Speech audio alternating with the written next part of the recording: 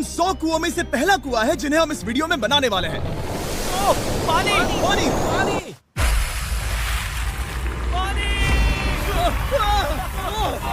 आपने अभी अभी केन्या के एक छोटे से गांव को पीने के पानी का अनलिमिटेड सप्लाई मिलते हुए देखा, वो भी सिर्फ 1 सेकंड में। अभी एक कुआं बना है और 99 बाकी है। आपको ये वीडियो बहुत पसंद आएगा। इन 100 कुओं को मिलाकर 5 लाख से ज्यादा लोगों को पीने का ताज़ा पानी मिलने वाला है। केन्या की इस साइट पर कुछ कुएं बनाने के बाद हम नाइरीरी स्कूल सिस्टम के साउथ में गए और कह सकते हैं कि उन्हें हमसे मिलकर बहुत खुशी हुई। क्या हाल है? मैंने ऐसा नहीं सोचा था।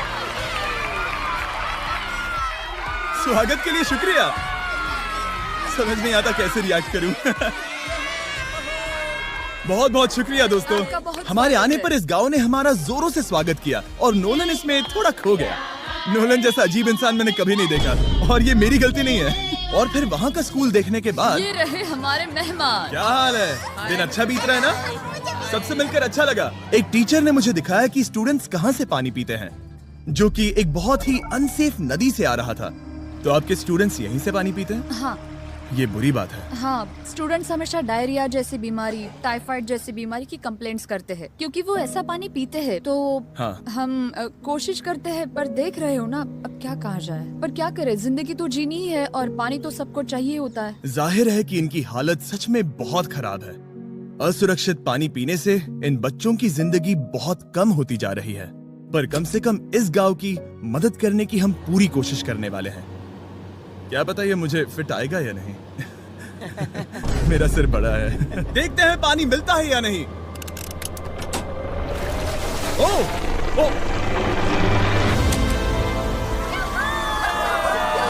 बारिश हो रही है। क्या नजारा है।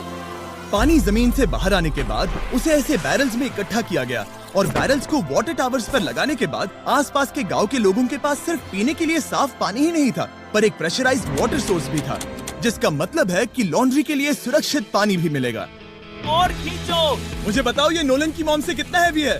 नोलन की मॉम से दुगना। ओह गॉड। मैं तुम्हें यहाँ से धकेल दूंगा। ठीक है, इसे अब यहाँ रख दो। हमने केनिया में और 20 कुएं बनाए और उसके बाद इसके जूते में भी कुआं डोंट है। वरी, मेरे दूसरे जूते में भी पानी है। मैं बताता हूँ कि हमने ये 29 कुएं कैसे बनाए। इस विशाल सी ड्रिल से जमीन में सैकड़ों फीट गहरा गड्ढा किया, वो भी पॉल्यूटेड सोर्सेज से होकर सीधे विशाल से पीने लायक पानी तक। उसके बाद हमने पाइप्स इंस्टॉल किए ताकि लोग पूरे अफ्रीका में इन हैंड पंप से पानी ले सके और नाइरीरी में भी। इसे टेस्ट करके देखते हैं। पानी जैसा है। मुझे इस 5 गैलन ड्रम को भरने के लिए 5 मिनट लगे। इससे एक दिन में कितना पानी मिल सकता है? 3600 गैलन्स एक दिन में। ये न केवल स्कूल के 400 बच्चों को कवर करेगा, बल्कि स्कूल के आसपास के गांव वाले भी इसका अच्छे से इस्तेमाल कर सकते हैं। पानी के लिए शुक्रिया आपका। कोई बात नहीं। ये पंप नॉन स्टॉप 30 सालों तक चल सकता है।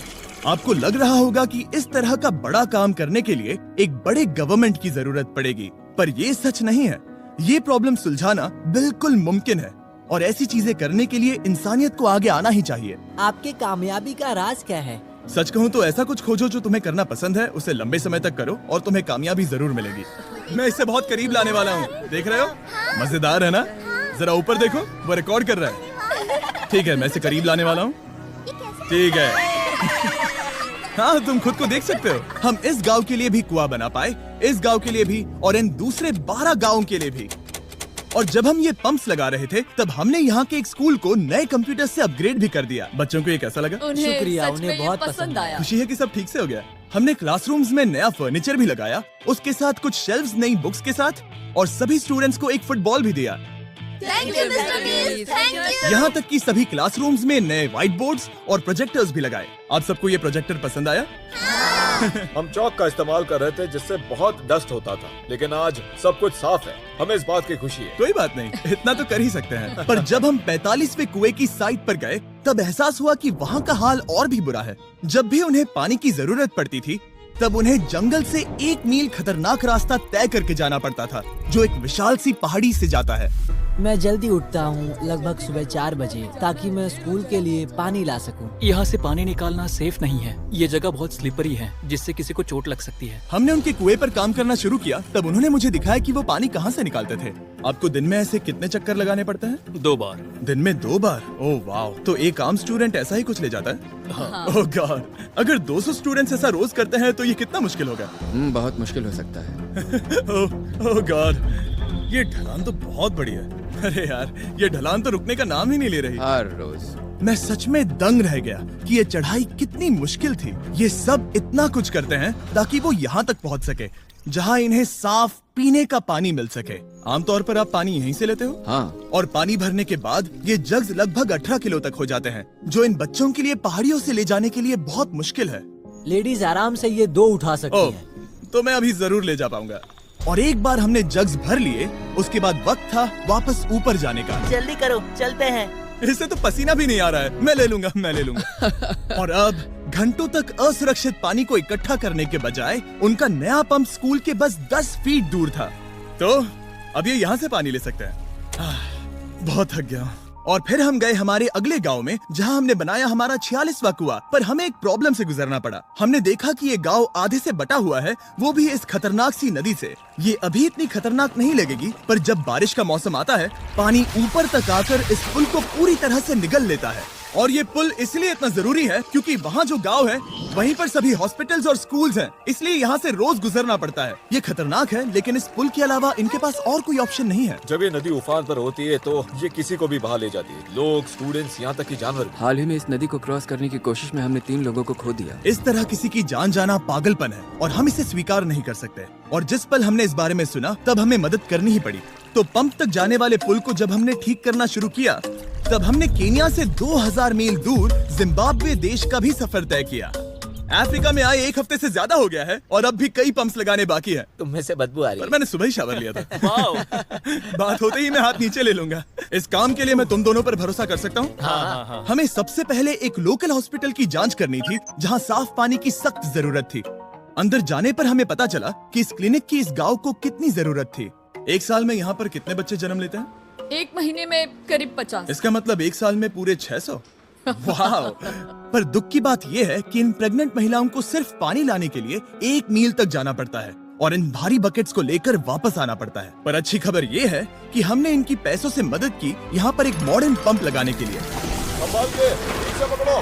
और अब बस देरी थी इसे शुरू करने की। ठीक है नोलन, क्या तुम तैयार हो? मैं तैयार हूँ। ओवर। मुझे एक ड्रामेटिक जूम इन दो।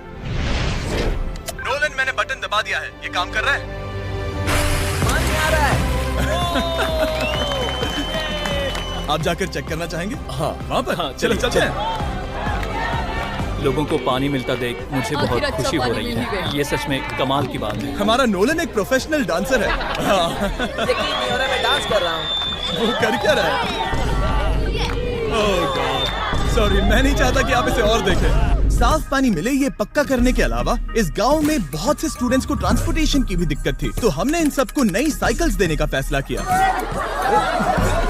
बच्चे बहुत ज्यादा हैं, पर हमने साइकिल्स भी उतनी ही खरीदी हैं। सच बताऊं तो मुझे साइकिल चलाना नहीं आता। जिमी को सिर्फ साइकिल देना आता है। कभी इसे चलाना नहीं सीखा। तो चलो हम एक रेस लगाते हैं। 3, 2, 1, गो! ओह माय गॉड, सभी मुझसे आगे जा रहे हैं। संभल के, मुझे चलाना नहीं आता, किसी को उड़ाना नहीं चाहता। तुम इसे चलाओगे? ठीक है, जाओ चलाओ। ओके। और इन्हें साइकिल्स देने के बाद हमने तब तक पंप्स लगाए जब तक हम पहुंच गए कुआं नंबर 69 तक। ये कुआं सोलर पावर्ड है, जो गांव के किसानों के लिए खास बनाया गया है, ताकि इनकी फसलों और जानवरों को जरूरत से ज्यादा पानी मिल सके। चाहे गर्मी हो या फिर बिजली ना हो, इससे कोई फर्क नहीं पड़ेगा। और एक पैनल है 200 वॉट्स का, जो एक पंप से जुदा है। ये पंप हर घंटे 5000 लीटर पानी खींच सकता है। बेसिकली ये अनलिमिटेड पानी का सोर्स है इस पूरे गाँव के लिए।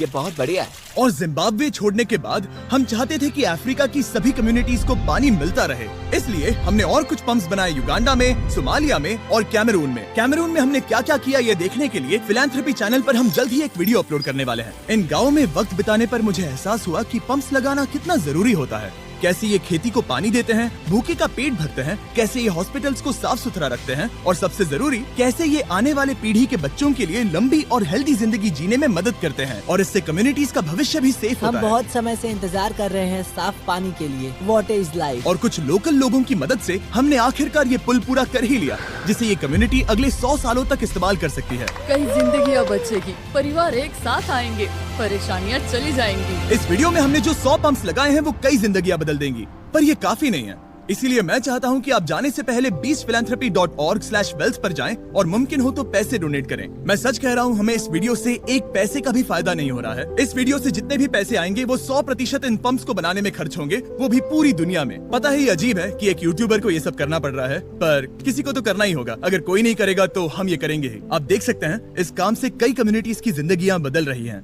और फाइनली 100वां पंप। ओह माय गॉड, मुझे माफ करना।